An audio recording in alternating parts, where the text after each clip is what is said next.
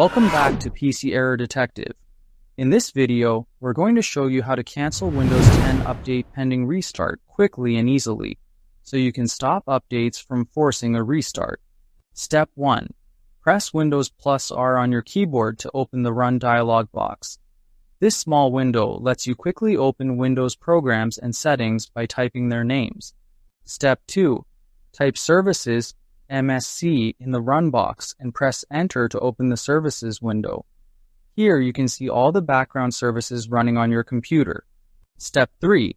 Scroll down in the list and find the service named Windows Update. This service manages all Windows updates on your system. Step 4. Right-click on Windows Update and select Stop. This will temporarily pause the update service and prevent your computer from restarting automatically. Step 5.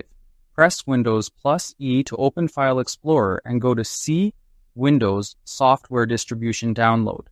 This folder stores all the update files that Windows has downloaded. Step 6.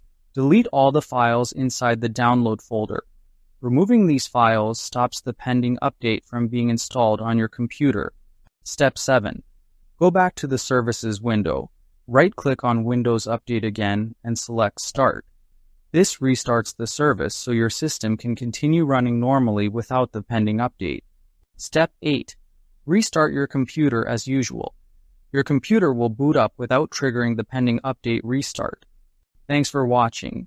Don't forget to subscribe to PC Error Detective for more helpful Windows tips.